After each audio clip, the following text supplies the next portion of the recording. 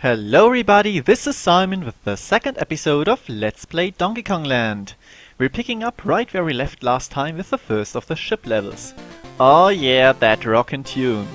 So, don't kill that guy here because this bee here is colossally in the way, and this balloon is colossally hard to get, mostly because the jump physics on the ropes are shit. So, just to see those poles up there that prevent you from going too high up will make you bonk your head when you jump off, and you will fall all the time, constantly. This is not a good thing. Like here, for example, you have to be that low because you jump quite high and oh yeah, nice cancel, to go up. And this one is totally doable also from this side, so you don't need the Kremling. It's pretty hard though, because as said, the roll jump physics are also kind of borked. The neckies here take way too long to fire to be an actual threat. The second one was only in need of a dodge because I had activated it early. So the bananas lead up and, well, nothing. Okay then. Checkpoint. And barrel. And okay, this is a random bonus. Hey, kind of have to wait for the O here, but there's a background we haven't seen yet. Again, and oh god, I love it when the game does that. Just coming out of a bonus and jump on an enemy. But yeah, preview again. And a little secret here. Again, full of little nooks and crannies where they hide stuff. I love it when the game is designed like that. Here I even hesitated a little, but you can just speed by the neckies, absolutely no problem. And yes, this level is the first to have multiple midpoints. It really is a very long level after the first three, and it shows off that this game has kind of a very strange difficulty curve. Because the next level after this one here is going to be, well, normal in quote-unquote length again. And yeah, this neck here completely surprised me. And you have to jump from down there again to not bonk your head and fall down onto the necky. Again, great level design here with the ropes, because you can just speed by them, even though you're assuming that you might have to time yourself, and there's nothing here. You don't have to, really.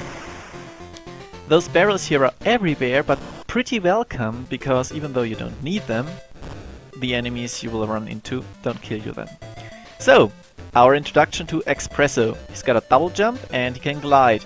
And I kind of missed pressing the B button here, so I didn't, well, fly far enough. And I can't go back. Even though dropping down will help me, the bonus barrel will have vanished. So, this one here, a bomb barrel, is what we came for. No saving this time, but I think we should use it. Top or bottom pile of rocks? I'm going to do both anyway, so let's go with top. This is the normal level order 2. This is number 5, the bottom one is number 6. This level here is not particularly good, no, nothing here. Because it's, well, this is the gimmick of the level and it's kind of slow going. Donkey Kong Country had a lot of those, and yeah, you also don't fall down if you go here, and at the end of the banana trail jump. Donkey Country 1 had a lot of those levels, which were just on ropes too, and for the verse. Whoops. Top-wise is better for this beat.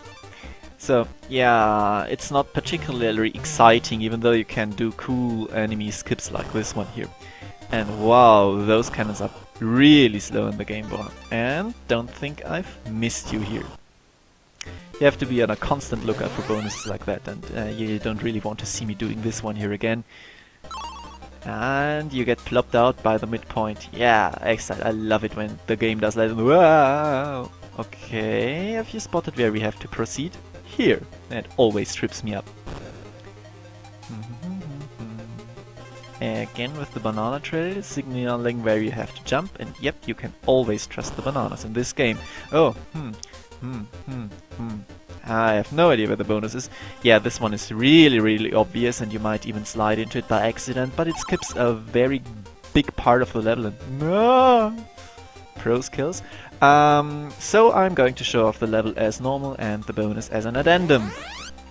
Because we're doing this 100%, people.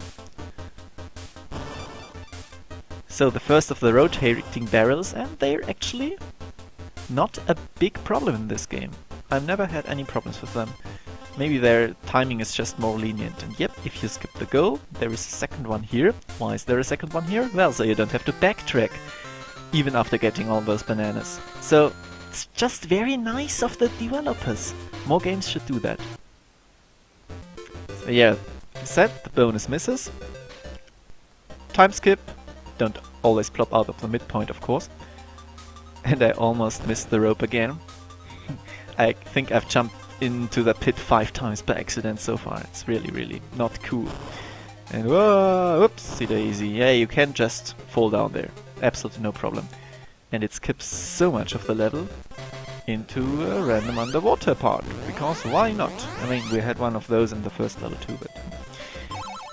And a lot of bonus coins and everything. Potentially infinite lives, really. I mean, you could farm for those and... I mean, you don't get more than the bar at the bottom, so it's kind of pointless. It's still more than enough to deal with anything the game throws at you, even though you reset to 5 lives every time you start the game up again. So about the bottom part, I think you have to redo the 4th level for this one. And exactly this is for this insane coincidence that the audio matches up that I realized that the Overworld music is actually the bonus music. So, it's absolutely no problem flying over there with the B button pressed, I just forgot it. There we are at the end again, and there is a second bomb barrel waiting for us. We could also just go back on the next intersection, but hey, 100% we have to get rid of that pile of rocks. Seriously, no, it doesn't count for your percentage, but it just looks neater if everything is cleared up, don't you think? So this level here used to give me a lot of trouble when I first played the game, and now I did it 2 times without any problems. I had to do it a second time because I kind of forgot to get the bonus at the start. Oh well. Which is here. Well, it's kind of cleverly hidden, I give it that. And no, you don't need a roll jump, but it's kind of tight. Tight jumps is kind of the maxim for this level. Yeah. It's called Tire Track, and that means we have to jump on a lot of tires. While I'm wasting your time here, let me explain. The tires have kind of quirky physics, and we're going to see that later on, and there is a lot of tight jumps in this game, in this level, so not cool at all. I respawned at the middle lots of times. Kind of a missed opportunity to show off the, what are they called? Armadillos, right? But we'll get to that later. And here, the tire, if you just fall down on it, you will do a short bounce, and if you press the jump button again right as the tire is depressing, then you will do a high jump.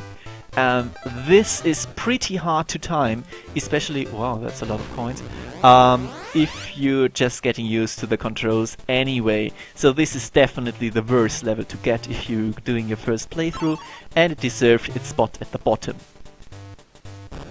So, armadillos, again not showing it off, but Diddy cannot kill them with one hop. They will unroll and then he has to kill them. Donkey, however, can do it. So, oops. Again, if you just run to the right here, the tire will bounce you up automatically and you will land in the B. You have to bounce once and then not press the jump button, and then you will just flop down.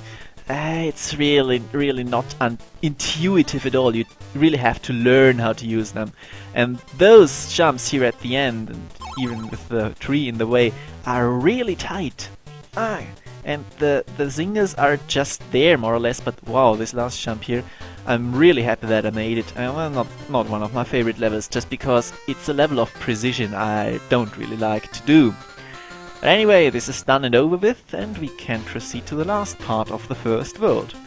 This was Simon, and thank you very much for your attention.